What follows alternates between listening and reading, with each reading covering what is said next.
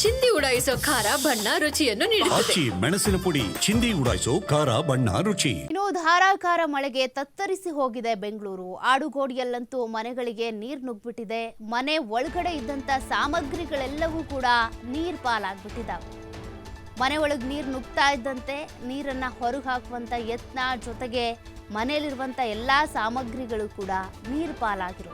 ಮನೆಯಿಂದ ನೀರು ಹೊರ ಹಾಕೋದಕ್ಕೆ ಅಂತ ಕುಟುಂಬಸ್ಥರು ಪರದಾಡ್ತಾ ಇದ್ದಾರೆ. ಎಷ್ಟೆಲ್ಲ ದುಡ್ಡು ಕೊಟ್ಟು ಬಾಡಿಗೆ ಮನೇಲಿ ಇರ್ತಾರೆ ಅಥವಾ ಅಪಾರ್ಟ್ಮೆಂಟಲ್ಲಿ ಇರ್ತಾರೆ, ಲೇಔಟ್ ತೆಗೆದುಕೊಂಡಿರ್ತಾರೆ. ಬಟ್ ಅಲ್ಲಿರುವಂಥ ನಿವಾಸಿಗಳಿಗೆ ಒಂದು ಭದ್ರತೆ ಇರೋದಿಲ್ಲ. ಅಂದರೆ ಮಳೆ ಬಂತು ಅಂದರೆ ಸಾಕು, ಕಾದ್ಕೊಂಡು ಕೂರಬೇಕು ನೀರನ್ನು ಹೊರಗಡೆ ಹಾಕೋದಕ್ಕೆ ಅಂತ. ಹಾಗಾಗಿ ಬೆಂಗಳೂರು ನಿವಾಸಿಗಳು ಮಳೆ ಬಂತು ಅಂದರೆ ಬೇಸತ್ತು ಹೋಗ್ತಾರೆ.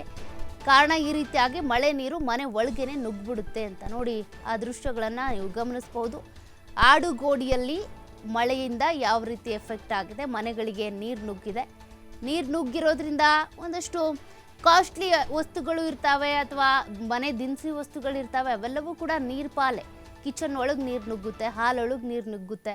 ಅದನ್ನು ಹೊರಗೆ ಹಾಕೋದು ಒಂದು ಕೆಲಸ, ಮತ್ತು ಮನೆಯಲ್ಲಿರುವಂಥ ವಸ್ತುಗಳೆಲ್ಲವೂ ಕೂಡ ಹಾಳಾಗ್ತವೆ ಮಳೆ ನೀರಿನಿಂದಾಗಿ. ನೋಡಿ, ಸೋಫಾ ಅರ್ಧಕ್ಕರ್ಧ ನೀರಿನಲ್ಲಿ ನೆಂದು ಹೋಗಿದೆ. ಜೊತೆಗೆ ಫ್ರಿಡ್ಜ್ ಇರ್ಬೋದು, ಮನೆಯಲ್ಲಿ ಇರುವಂಥ ವಸ್ತುಗಳೆಲ್ಲವೂ ಕೂಡ ನೀರು ಪಾಲಾಗಿದ್ದಾವೆ. ಇನ್ನು ಈಗ ಬೆಳಕು ಕರೆದಿದೆ, ಇನ್ನು ನೀರನ್ನು ಹೊರಗೆ ಹಾಕೋದೆ ಮನೆಯಲ್ಲಿರುವಂಥವ್ರಿಗೆ ಕೆಲಸ.